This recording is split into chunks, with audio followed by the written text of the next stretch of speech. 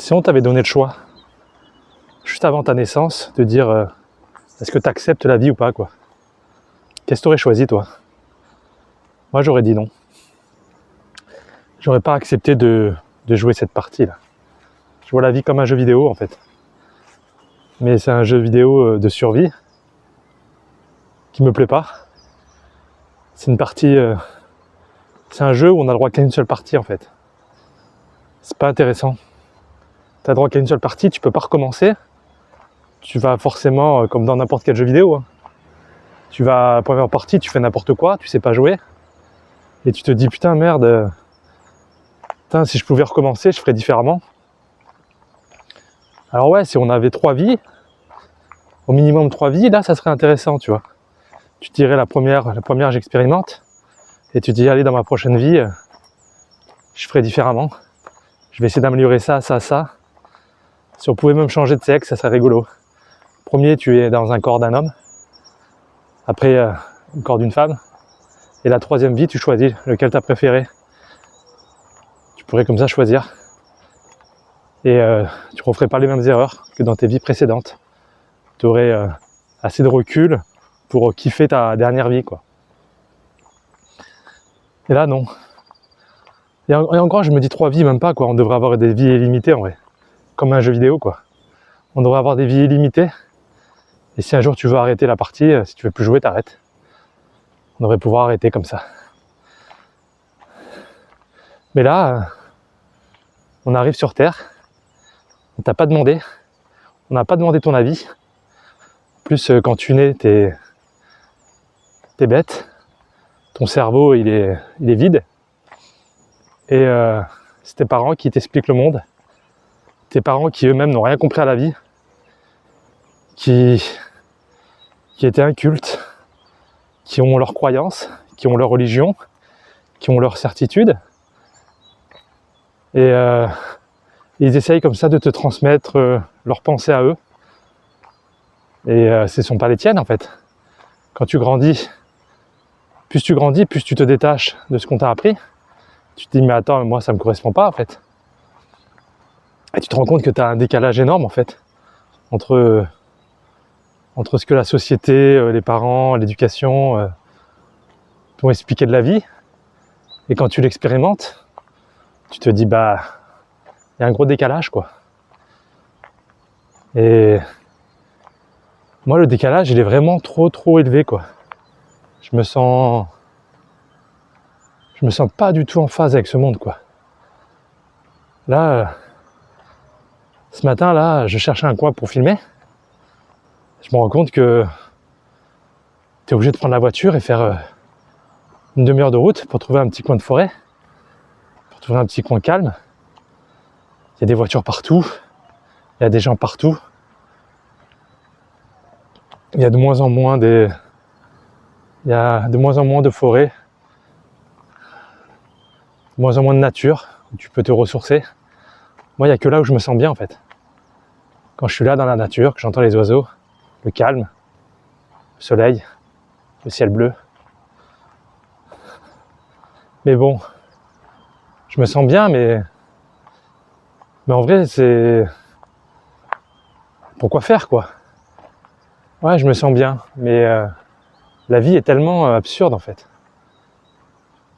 Il n'y a pas de règle du jeu. On arrive sur cette terre, là. Personne n'a de réponse. Tous les grands scientifiques, tous les grands experts, tous les grands philosophes ont essayé d'apporter des réponses. Et tu te rends compte que il n'y a pas de réponse. Tu demandes à Grok, tu demandes à ChatGPT, tu demandes à Gemini pourquoi on a envie, pourquoi on est sur Terre. Ils vont te dire, bah, il n'y a pas de réponse. La vie est absurde. C'est comme ça. Et tu dois te contenter de ça, quoi. C'est comme si tu rentrais dans un jeu vidéo, hein, et que un monde ouvert. Tu joues à un monde ouvert et on te dit, bah, fais ce que tu veux.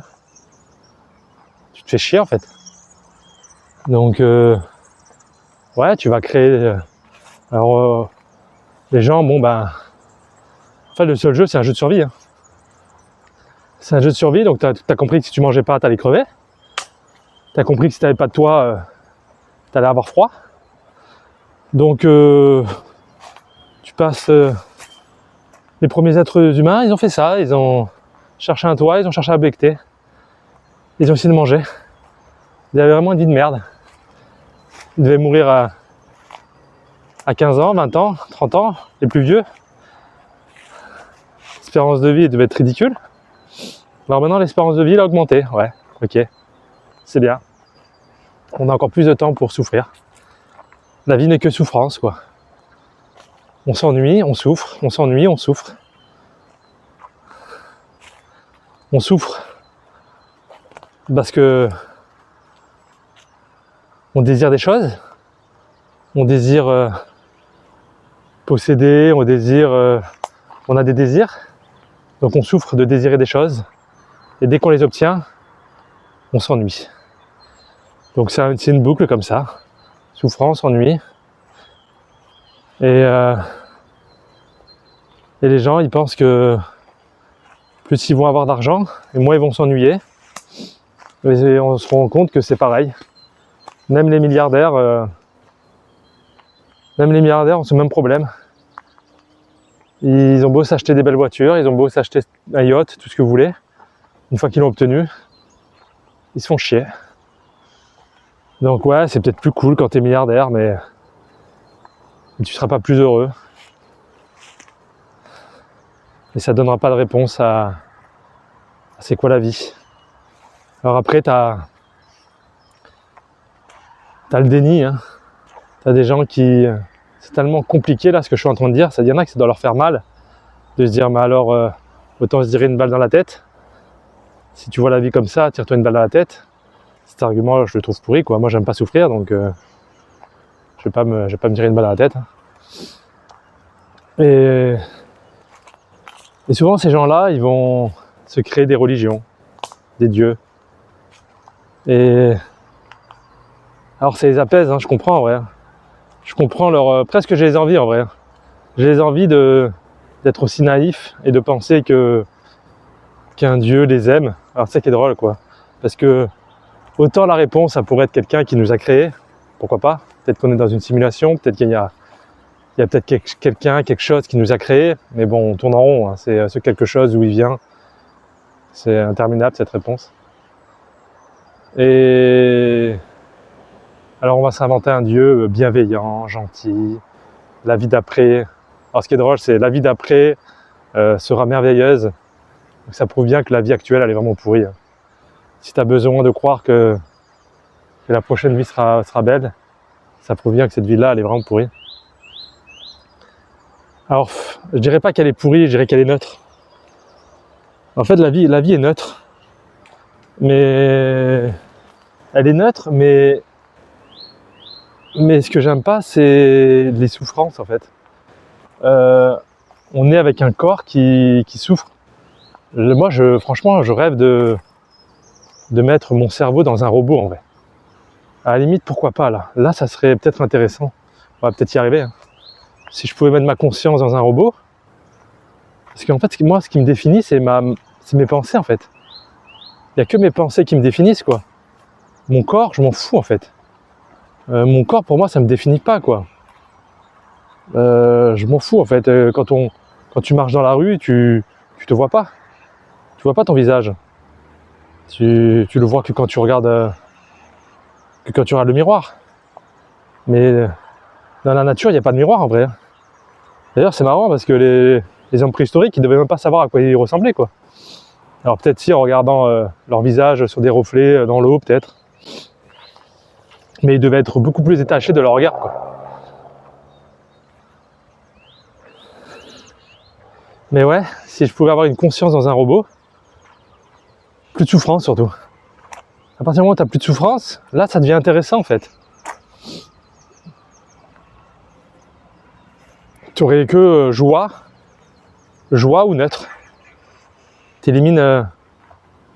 alors, t'élimines pas l'ennui. Alors c'est peut-être un leurre, hein. Peut-être que ça rend pas plus heureux, je sais pas.